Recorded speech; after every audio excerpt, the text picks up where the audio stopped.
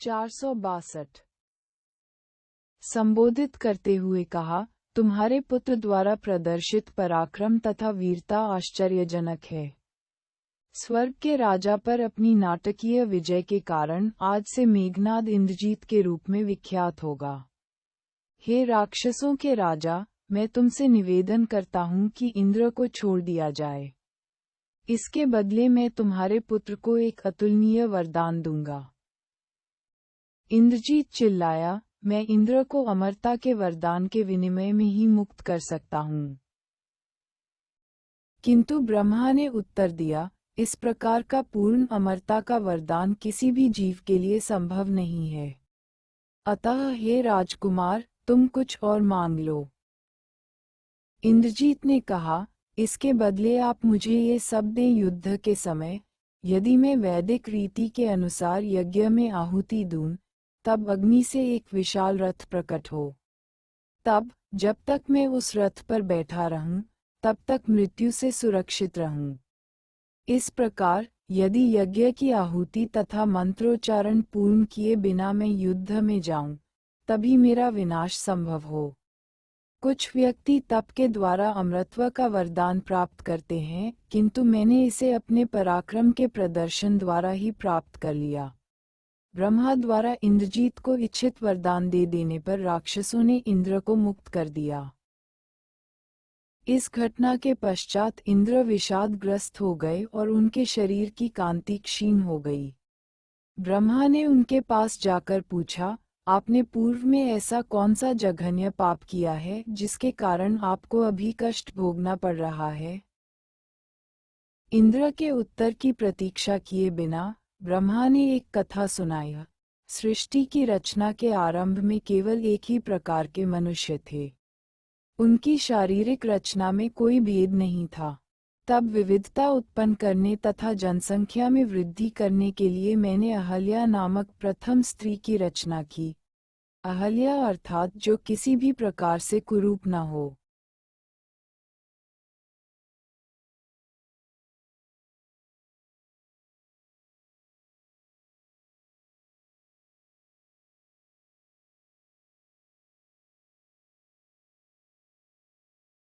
(463) उत्तरकांड। उस कन्या का सहभोगी पति कौन हो, इस पर विचार करते हुए मैंने अनेक वर्षों तक अहल्या को गौतम ऋषि की देखरेख में रखा। हे इंद्र, उस समय आपने विश्वासपूर्वक ऐसा मान लिया कि मैं अहल्या को आपकी संगिनी बना दूंगा। किंतु जब गौतम ऋषि ने मुझे वह कन्या लौटाई, तब मैंने उनके आत्म संयम से प्रभावित होकर यह निर्णय लिया कि अहल्या को उनकी ही पत्नी बना दें। सभी देवता, विशेषकर आप, मेरे निर्णय से खिन्न हुए। इस प्रकार आप काम तथा क्रोध के वशीभूत होकर गौतम ऋषि के आश्रम पर गए और वहां सुंदरी अहल्या को देखकर आपने बलपूर्वक उसका शील भंग किया। आपके चले जाने के पश्चात गौतम ऋषि को आपके पापकर्म का पता चला। तब क्रोध में आकर उन्होंने आपको श्राप दिया, अरे स्वर्ग के कामी राजा! किसी दिन युद्ध में लड़ते हुए तुम अपने शत्रुओं द्वारा पकड़े जाओगे। इसके अतिरिक्त जब तुम्हारे द्वारा आरंभ किया गया ये घृणित कृत्य मानव समाज में प्रारंभ हो जाएगा, तब ऐसे पापाचारियों को पाप का आधा ही फल भुगतना होगा तथा आधा तुम्हें भुगतना होगा। अतएव आज से स्वर्ग के राजा का ये पद कभी भी सुरक्षित नहीं रहेगा। ऐसा केवल तुम्हारे लिए ही नहीं अपितु भविष्य में आने वाले सभी इंद्रों के लिए है। इंद्र को दंडित करने के पश्चात गौतम ऋषि ने अपनी पत्नी को उसके विश्वासघात के लिए श्राप देते हुए कहा, आज से इस आश्रम में तुम अदृश्य बनकर रहोगी। इसके अतिरिक्त अब से तुम्हारे एकमात्र सुंदर स्त्री होने की विशेषता भी समाप्त हो जाएगी। अन्य स्त्रियां तुम्हारे सौंदर्य का अंश प्राप्त करेगी। तब अहल्या याचना करने लगी, पतिदेव, इंद्र ने आपका वेश बनाकर बलपूर्वक मेरा शील भंग किया। कृपया मुझ पर दया करें क्योंकि मैं निर्दोष हूँ। तब गौतम ने अपनी पत्नी को बताया, भविष्य में भगवान विष्णु इक्ष्वाकु वंश में राम के रूप में अवतार लेंगे। अपनी अलौकिक लीलाओं का प्रतिपादन करते हुए वे विश्वामित्र के साथ यहाँ आएंगे। राम को देखते ही तुम मेरे श्राप से मुक्त होकर पुनः मेरी पत्नी बन जाओगी।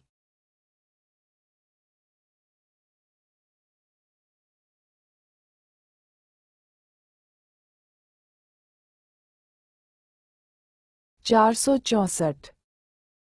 हे इंद्र, आपको ज्ञात होना चाहिए कि ये वर्तमान कठिनाइयां गौतम ऋषि के श्राप के कारण ही हैं।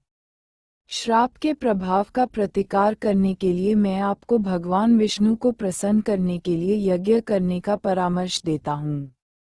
इस प्रकार आप पवित्र हो जाएंगे और स्वर्ग में अपना पद पुनः प्राप्त कर सकेंगे। अब मैं आपको एक और बात बताता हूँ। पुलोमा ने आपके पुत्र को ले जाकर सागर के तल में छुपा दिया है। तत्पश्चात इंद्र ने ब्रह्मा के निर्देशों का पालन करते हुए पुनः स्वर्ग का पद प्राप्त किया और वे सभी चिंताओं से मुक्त हो गए। इंद्रजीत के असाधारण पराक्रम के विषय में सुनकर राम एवं लक्ष्मण अचंभित हो उठे। तब राम ने पुनः पूछा, हे ऋषि श्रेष्ठ, क्या किसी क्षत्रिय के द्वारा रावण को पराजित किए जाने का कोई दृष्टांत है? अगस्त्य ने उत्तर दिया, एक बार रावण पृथ्वी पर घूमते हुए हयियों के राजा कार्तवीर्यार्जुन द्वारा शासित नगर माहिष्मति पहुंचा। उस दिन कार्तवीर्यार्जुन अनेक सुंदर स्त्रियों के साथ नर्मदा नदी के जल में क्रीड़ा करने गया हुआ था। इस प्रकार जब रावण ने कार्तवीर्यार्जुन के मंत्री से उसके विषय में पूछा, तब रावण को पता चला कि राजा बाहर गया हुआ है। रावण वहां से चलकर विंध्य पर्वत पर पहुंचा और नर्मदा नदी के तट पर आया। रथ से उतरकर रावण तट पर बैठ गया और अपने मंत्रियों से बोला, ये पवित्र नदी अत्यंत गौरवशाली है। तुम सभी को शास्त्रोक्त रीति से इस नदी में स्नान करके अपने पापों से मुक्ति पा लेनी चाहिए। इस बीच मैं शिव की उपासना करूंगा। अर्पण करने हेतु मुझे कुछ पुष्प लाकर दो। जब मंत्री पुष्प लेने गए, तब रावण ने स्नान करके गायत्री मंत्र का उच्चारण किया। जल से बाहर आकर रावण ने भीगे वस्त्र उतारे और नवीन श्वेत वस्त्र धारण किए। रावण सदैव एक शिवलिंग अपने साथ रखा करता और अब वह शिवलिंग को बालू में रखकर आनंद में निमग्न अपनी भुजाएं हिला हिलाकर उसके सामने नृत्य करने लगा।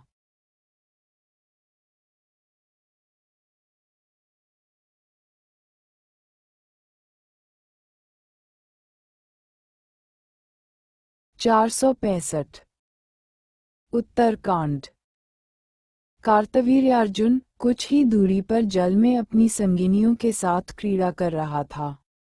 अपनी 1000 भुजाओं के बल का प्रदर्शन करने के लिए कार्तवीर्यार्जुन जल के प्रवाह को अवरोधित करने लगा। इस प्रकार जल का प्रवाह उल्टी दिशा में होने लगा तथा तट पार करके रावण के पुष्पों को उस समय बहा ले गया जिस समय वह उन्हें अर्पण करने वाला था। इस पर रावण ने क्रोधित होकर शुक एवं सारण को बुलवाया और उन्हें नदी के अस्वाभाविक प्रवाह के कारण का पता लगाने का आदेश दिया। वायु में छलांग लगाते हुए मंत्री नदी में कूदे। 4 मील की दूरी पार करने पर उन्होंने देखा कि क्रीड़ामग्न कार्तवीर्यार्जुन ने नदी के प्रवाह को अवरुद्ध कर रखा है। जब रावण ने ये सुना तब वह तुरंत अपने मंत्रियों सहित युद्ध के लिए तैयार हो गया। जाते हुए रावण ने अनेक अपशकुन देखे, तथापि भयभीत हुए बिना रावण तुरंत कार्तवीर्यार्जुन के निकट जा पहुंचा। कार्तवीर्यार्जुन के मंत्रियों के आने पर रावण ने उन्हें आदेश दिया, अपने राजा को मेरे आने की सूचना दो और कहो कि मैं उसे युद्ध के लिए ललकारने आया हूँ। एक मंत्री ने उत्तर दिया, स्त्रियों के साथ क्रीड़ा कर रहे एवं मदोन्मत्त कार्तवीर्यार्जुन को ललकारना आपके लिए उचित नहीं है। अतः कृपया रात्रि आप यहीं व्यतीत करें, प्रातःकाल में आप युद्ध कर सकते हैं।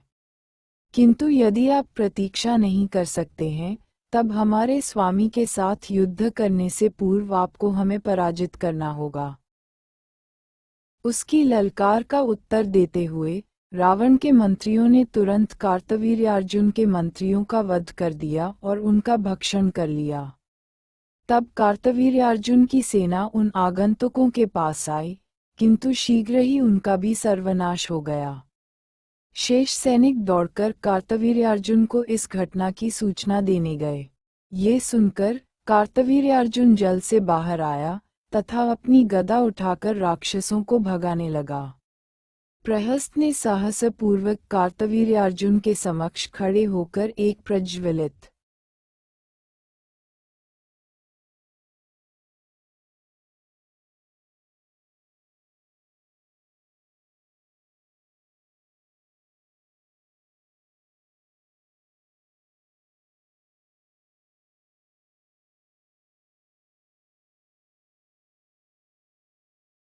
(466) गदा वेग से फेंकी। हेहय राज ने अपनी गदा द्वारा चतुराई से उसकी गदा को पथभ्रष्ट कर दिया तथा प्रहस्त पर घातक वार किया, जिससे वह नीचे गिर गया। प्रहस्त को गिरा हुआ देखकर रावण के अन्य मंत्री भय के मारे भाग गए। तब रावण कार्तवीर्यार्जुन की ओर लपका और दोनों हिंसक रूप से अपनी अपनी गदाओं का उपयोग करके एक दूसरे पर वार करने लगे, किंतु दोनों में से कोई थका नहीं। तब कार्तवीर्यार्जुन ने रावण की छाती पर अपनी गदा चलाई। गदा टूट गई, फिर भी रावण पीड़ा से चिल्लाता हुआ कुछ दूर पीछे हटकर गिर पड़ा। कार्तवीर्यार्जुन ने शीघ्रतापूर्वक आगे बढ़कर रावण को पकड़ा और एक मजबूत रस्से से बांध दिया। देवतागण इस वीरतापूर्ण कार्य को देखकर गर्वित हो उठे। इस प्रकार वे कार्तवीर्यार्जुन की स्तुति करते हुए उस पर पुष्प बरसाने लगे। प्रहस्त तथा अन्य राक्षस मूसलाधार बाणों की वर्षा करते हुए आगे बढ़े, किंतु कार्तवीर्यार्जुन ने सरलता से सभी अस्त्रों को हाथ से पकड़ लिया। तदुपरांत राक्षसों को भगा दिया। तब वह रावण को बंदी बनाकर माहिष्मति ले गया। जब पुलस्त्य ने अपने पौत्र के पकड़े जाने की बात सुनी, तब वे कार्तवीर्यार्जुन से मिलने गए। जब मंत्रियों ने उस महान ऋषि को स्वर्ग से उतरते हुए देखा, तब उन्होंने तुरंत उनके आगमन की सूचना हेहयराज को दी। कार्तवीर्यार्जुन हाथ जोड़े हुए पुलस्त्य ऋषि के पास आया। उनका राजोचित स्वागत करने के पश्चात उसने पूछा, हे सुविख्यात व्यक्तियों में श्रेष्ठ, मैं आपकी क्या सेवा कर सकता हूँ? पुलस्त्य ने उत्तर दिया, कृपया राक्षसराज को मुक्त कर दो, क्योंकि तुमने ये प्रमाणित कर दिया कि तुम्हारा पराक्रम उससे बढ़कर है। कार्तवीर्यार्जुन ने निःसंकोच रावण को मुक्त कर दिया। हेहय के शासक ने राक्षसराज को नाना प्रकार की भेंट भी दी। इस प्रकार दोनों में मैत्री हो गई। अंत में कार्तवीर्यार्जुन ने पुलस्त्य ऋषि के चरण स्पर्श किए। ब्रह्मापुत्र पुलस्त्य आकाश की ओर चल दिए तथा कार्तवीर्यार्जुन अपने महल में चला आया।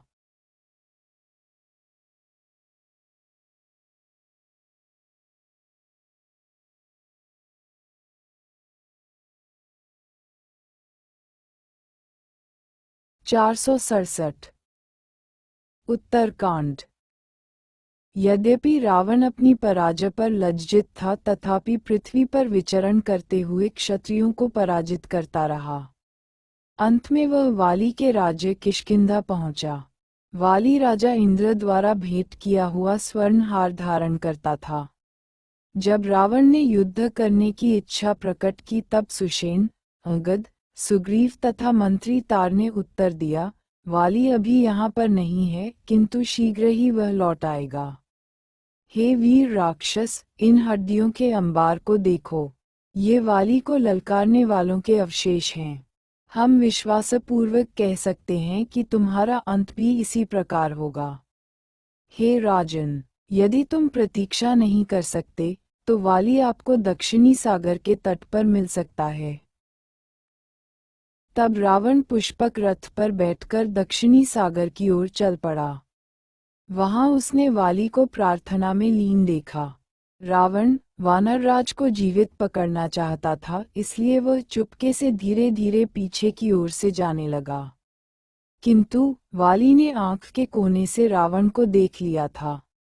अविचलित वाली ने सोचा, मेरे निकट आते ही मैं इस राक्षस को पकड़कर अपनी भुजा में दबा लूंगा। तब उसे पकड़कर 3 अन्य सागरों की यात्रा करके अपनी आराधना पूर्ण करूंगा। वाली को रावण के पदचाप सुनाई दे रहे थे। जैसे ही वह निकट आया, वाली ने अकस्मात पीछे मुड़कर उसे पकड़ लिया। तब रावण को दृढ़तापूर्वक भुजा में दबाए हुए वाली वायु में उछला और अपने लक्ष्य की ओर चल पड़ा। रावण के मंत्री उसे छुड़ाने आए किंतु वे वाली को पकड़ न सके। इस प्रकार वाली 4 सागरों की यात्रा करके वापस किष्किंधा लौट आया। रावण को लिए हुए इतनी दूर तक की यात्रा करके वाली थक गया था, अतएव उसने उसे एक उद्यान में रख दिया। तब रावण पर तिरस्कार पूर्वक हंसते हुए वाली ने राक्षस से उसका परिचय पूछा। वानरराज की सच्ची प्रशंसा करते हुए रावण ने अपना परिचय दिया और कहा, तुमने जिस गति से वायु में यात्रा की है वैसी गति तो केवल मन, वायु तथा गरुड़ की ही है। हे वानरराज, तुम वास्तव में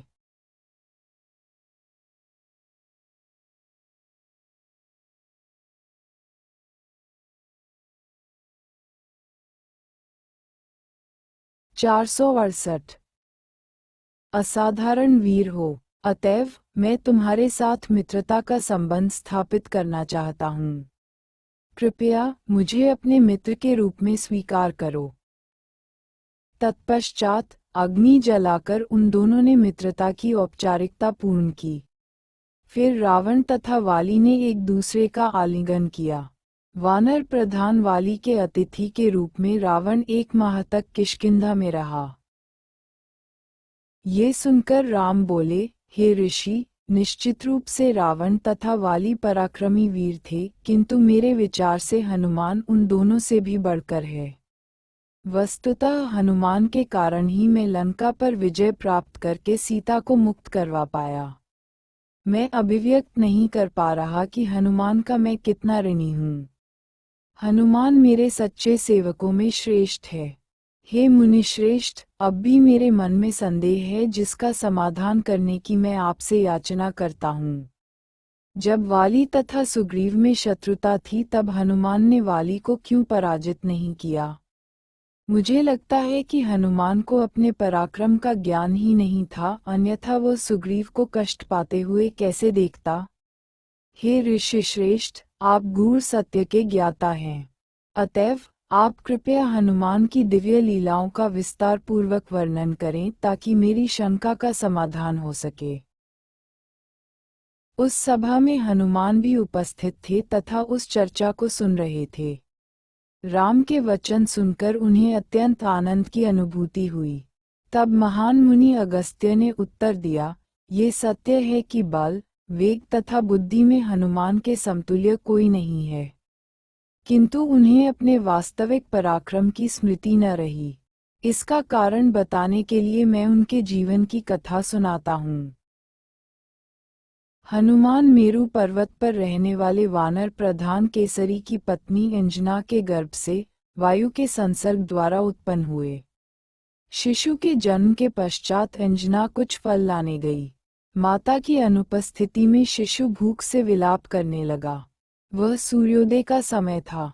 जब उस शिशु वानर ने उगते हुए सूर्य को देखा, तब उस प्रकाशयुक्त नारंगी रंग के गोले को फल समझकर उसे पकड़ने के लिए अकस्मात ऊपर की ओर उड़ चला।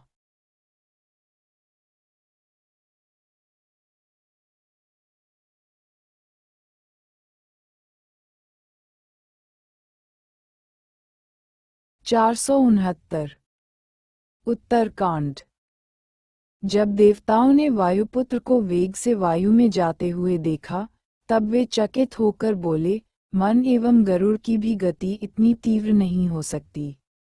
यदि शिशुरूप में इस वानर में ऐसी योग्यता है तो युवा होने पर क्या होगा? सूर्य की प्रचंड किरणों से अपने पुत्र की रक्षा करने के लिए वायु पीछे से गए। तब शिशु वानर के सूर्य के निकट पहुंचने पर सूर्य ने भविष्य में हनुमान द्वारा राम की सेवा किए जाने तथा शिशु अज्ञानता पर विचार करके उसे भस्म नहीं किया। इस प्रकार वायुपुत्र सूर्य के पास रथ पर बैठ गए।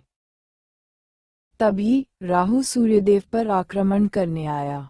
शिशु वानर ने राहु को पकड़ लिया, किंतु अगले ही क्षण राहु, जो कि ग्रहों का सबसे दुष्ट नियंत्रक है, उसकी पकड़ से फिसल गया। राहु भयभीत होकर इंद्र के पास गया और बोला, यद्यपि सूर्य एवं चंद्रमा से अपनी क्षुधा को तुष्ट करने का अधिकार मुझे दिया गया है, किंतु ऐसा लगता है कि मेरा स्थान किसी अन्य ने ले लिया है। अभी जब मैं सूर्यदेव के निकट गया तब किसी अन्य राहु को उन पर आक्रमण करते हुए देखा। इंद्र को ये सुनकर आश्चर्य हुआ। वे अपने ऐरावत हाथी पर चढ़कर सूर्य की ओर चल पड़े। राहु आगे था और जब वायुपुत्र ने उसे आते देखा तब उसे एक विशाल फल समझकर उसे पकड़ने के लिए सूर्य के रथ से उछल गए। राहु तुरंत भय से चिल्लाते हुए इंद्र की शरण में भागने लगा। तब स्वर्गराज ने, जो पीछे पीछे आ रहे थे, उसे आश्वस्त किया। तब ऐरावत को एक विशाल श्वेत फल समझकर भूखा शिशु वानर उसकी ओर बढ़ा। वायुपुत्र को आते देखकर इंद्र ने अपना वज्र छोड़ा, जिससे शिशु वानर पर्वत पर गिर गया, उसकी धुड्डी टूट गई तथा उसने प्राण त्याग दिए। इससे क्षुब्ध होकर वायुदेव अपने पुत्र को लेकर पर्वत की गुफा में चले गए। वायु ने कार्य करना बंद कर दिया। अब श्वास लेने के लिए वायु के बिना प्राणी तड़पने लगे। उनकी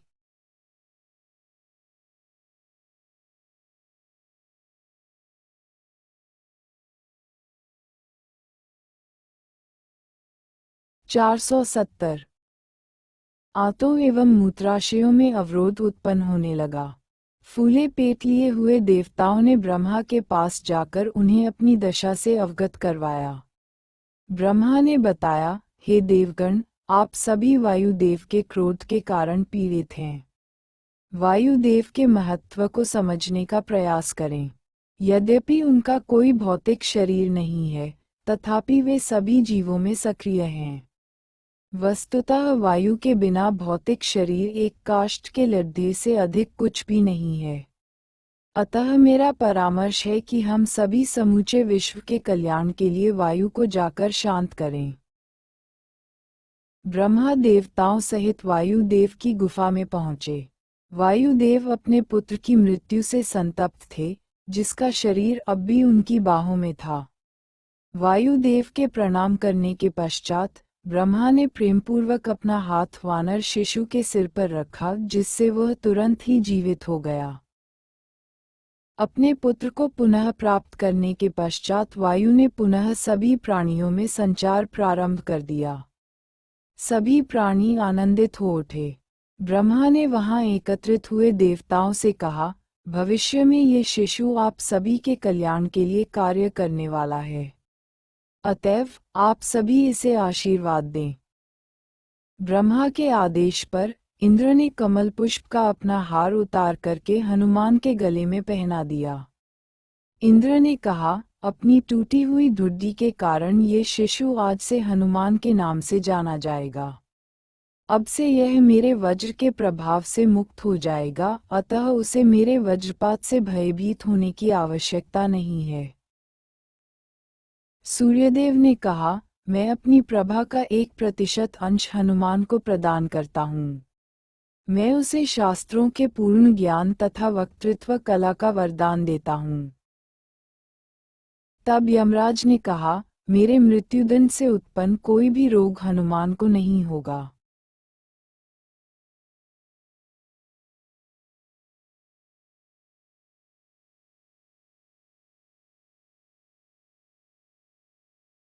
चार सौ 471 उत्तरकांड।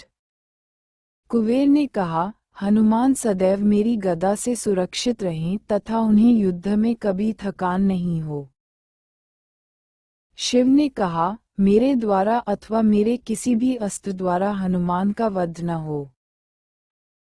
विश्वकर्मा ने कहा, मैं हनुमान को वरदान देता हूँ कि मेरे द्वारा निर्मित किसी भी अस्त्र से हनुमान का वध न हो। अंत में ब्रह्मा ने कहा, मैं हनुमान को दीर्घ आयु, उदारता, ब्रह्मास्त्र के प्रभाव से मुक्त होने तथा ब्राह्मणों के श्राप से मुक्त होने का वरदान देता हूँ। तब ब्रह्मा ने वायु से कहा, ये शिशु अपनी स्वेच्छा से अपना रूप परिवर्तित करने में समर्थ होगा तथा अजेय होगा, किसी भी स्थान की यात्रा कर पाने में समर्थ होगा। भविष्य में यह उत्तम कार्य संपादित करेगा जिससे रावण का विनाश करने में सहायता मिलेगी। इस प्रकार ये भगवान राम का प्रिय पात्र बनेगा। देवतागण चले गए और वायु ने हनुमान को उनकी माता अंजना के संरक्षण में रखा। इतने अधिक वरदान पाकर हनुमान अधिक शक्तिशाली हो गए। वे कोई भी कार्य निर्भीक होकर करते। कभी कभी वे ऋषियों के यज्ञ कार्य में भी विघ्न उत्पन्न करते और उनकी सामग्रियों को नष्ट कर देते। हनुमान की ऐसी क्रीड़ाओं को ऋषिगण सहन करते क्योंकि उन्हें ज्ञात था कि ब्रह्मा के वरदान के कारण वे उनके श्राप से होने वाली मृत्यु से मुक्त हैं। हनुमान के उपपिता केसरी तथा उनके पिता वायु ने उन्हें अनुशासित करने का भरपूर प्रयास किया, तथापि हनुमान अपनी सीमा का उल्लंघन करते रहे। अतः ऋषियों को उन पर क्रोध आ गया और उन्होंने कहा कि तुम आज से अपनी वास्तविक शक्ति से अनभिज्ञ रहोगे। उचित समय आने पर तुम्हें पुनः अपनी शक्ति का स्मरण होगा।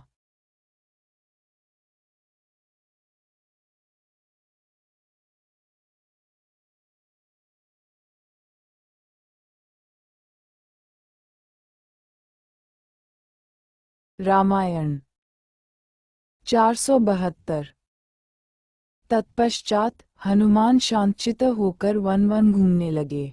उस समय वानरों के राजा ऋक्षराज की वृद्धावस्था के कारण मृत्यु हो गई। उनके ज्येष्ठ पुत्र वाली को राजसिंहासन प्राप्त हुआ और सुग्रीव उनके उत्तराधिकारी बने।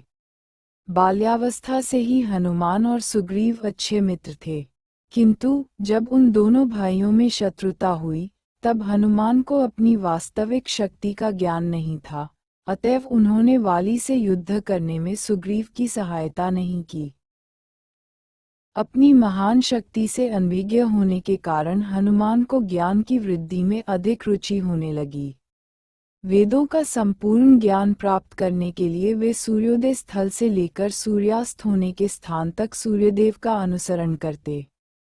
हनुमान असंख्य प्रश्न करते और अंत में उन्हें बृहस्पति के समान वेदों का ज्ञान प्राप्त हो गया।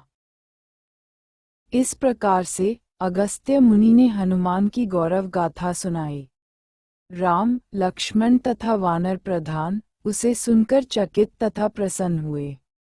जब वहां एकत्रित हुए ऋषिगण प्रस्थान करने लगे, तब राम ने कहा, अब चूंकि राजा के रूप में मेरा अभिषेक किया जा चुका है, अतः मैं विश्व के कल्याण के लिए अनेक यज्ञ संपन्न करने की अभिलाषा रखता हूँ।